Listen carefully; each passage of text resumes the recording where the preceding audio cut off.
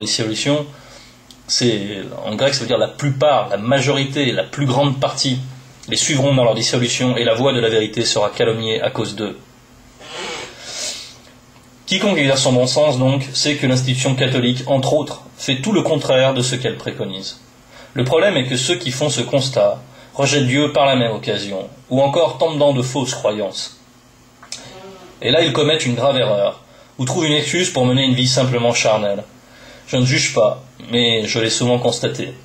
Dieu jugera chacun en fonction de ce qu'est son œuvre. Mais la destinée de l'Église véritable est inouïe, tant en réjouissance qu'en gloire. Autant elle est méprisée et persécutée ici-bas par les hommes, autant elle sera radieuse et élevée à la gloire de Dieu.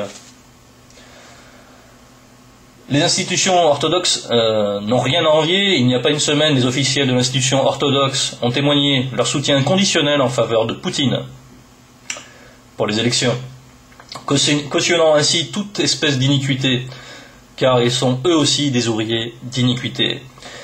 Écoutez bien, car je vais donner le sens profond de la parabole des mines, Matthieu 25.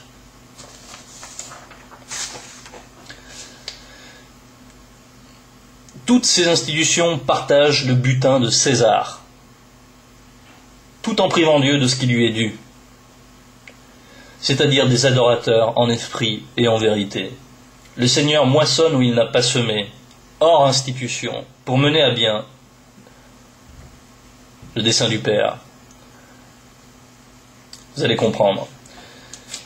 Puis les prémices de cette moisson, qui sont les élus par l'Esprit Saint, viennent aux banques, qui sont des institutions, pour y faire fructifier ce qu'ils ont reçu, c'est-à-dire pour l'élection de quelques-uns qui étaient appelés, et au sein de ces institutions, et non encore élus, et ce pour le profit spirituel du Seigneur, c'est-à-dire en gagnant des âmes au Père. Comprenez-vous le sens profond de la parabole des mines? Je vous cite les versets. Chapitre 25, verset 26. De Matthieu. Son maître lui répondit: Serviteur méchant et paresseux, tu savais que je moissonne où je n'ai pas semé, et que j'amasse où je n'ai pas vanné. Donc le Seigneur recueille où il n'a pas semé. On est d'accord?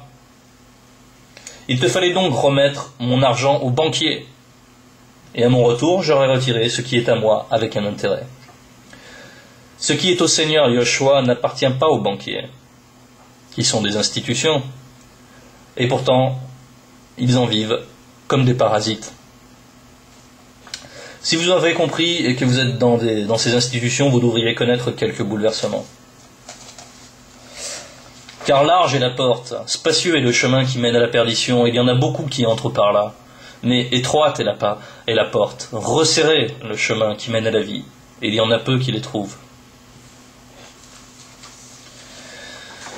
Donc, si on fait le récapitulatif des œuvres, que peut-on dire de l'arbre?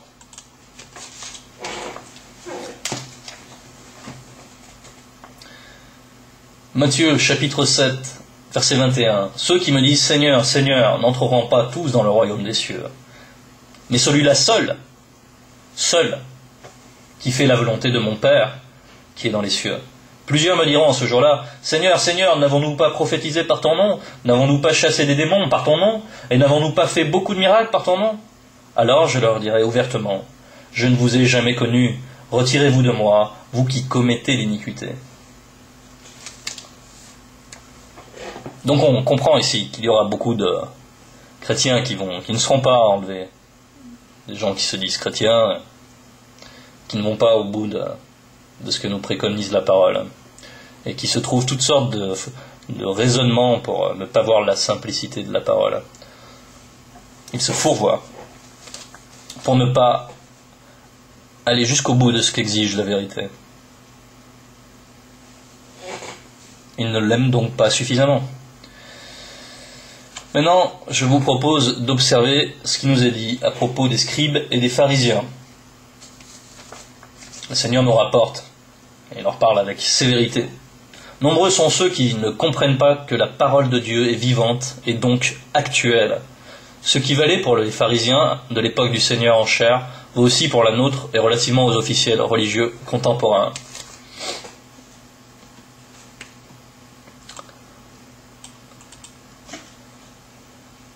Ils font leurs actions pour être vus des hommes. Matthieu 23, chapitre 23, verset 5. Ils font toutes leurs actions pour être vus des hommes. Ainsi, ils portent de larges phylactères. Regardez les tenues.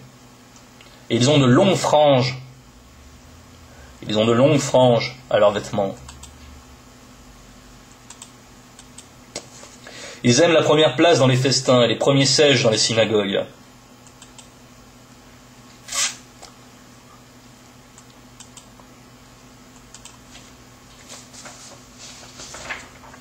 Ils aiment à être salués dans les places publiques et à être appelés par les hommes « Rabbi, Rabbi ». Salués dans les places publiques.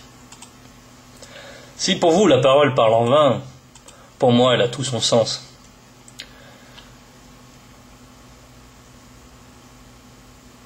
Mais vous, ne vous faites pas appeler Rabbi, car un seul est votre maître, et vous êtes tous frères. Alors d'où vient que ces gens se hissent ainsi? Et n'appelez personne sur la terre votre père, car un seul est votre père, celui qui est dans les cieux. Et comment se fait appeler cet homme? Ne vous faites pas appeler directeur, car un seul est votre directeur, le Christ. Donc il nous donne des consignes ici, et des consignes qui sont inspirées par un esprit de sagesse. Encore une fois, celui qui m'aime garde ma parole. Celui qui ne m'aime pas ne garde pas mes paroles. Ce qu'on a vu dès le début, dès le commencement. Donc si vous aimez le Seigneur, vous n'appelez aucun homme Père, et certainement pas Saint-Père. Voici ce que nous dit Jérémie au chapitre 17, verset 5. Ainsi parle l'Éternel, maudit soit l'homme qui se confie dans l'homme, qui prend la chair pour son appui, et qui détourne son cœur de l'Éternel. Il est comme un misérable dans le désert. C'est un désert spirituel que de se confier à un homme qui usurpe le titre de Saint-Père, car c'est refuser de vivre par les eaux rafraîchissantes de la parole, ce qui constitue la véritable baptême d'eau, l'eau spirituelle de la parole, qui lave du péché celui qui vit par elle. Le baptême de Jean est abrogé par celui du Christ, Verbe de Dieu.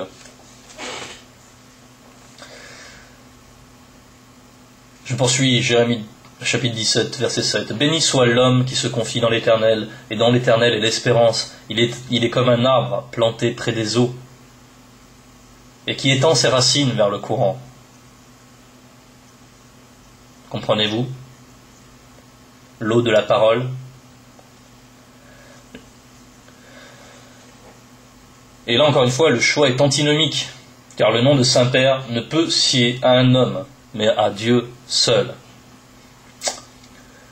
Vous allez comprendre ce que veut dire cette parole du Seigneur. En quelque lieu que soit le cadavre, là s'assembleront les aigles, ou les vautours, ou les charognards, selon les versions. Vous allez comprendre ça au fur et à mesure.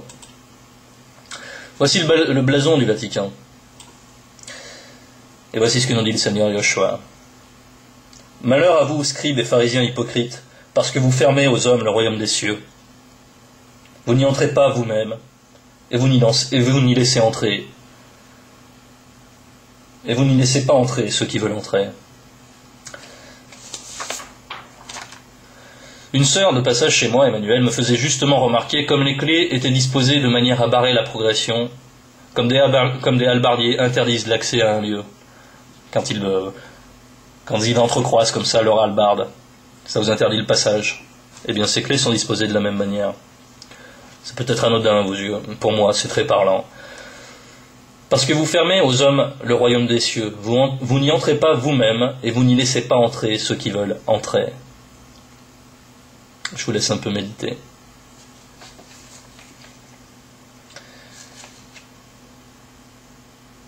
Malheur à vous, scribes et pharisiens hypocrites, parce que vous dévorez les maisons des veuves. Les héritages des veuves échouent souvent dans le patrimoine des institutions religieuses, ça je l'ai vu dans bien des endroits, donc des institutions religieuses de tout poil, après force manipulation mentale, en tordant le sens des Écritures à des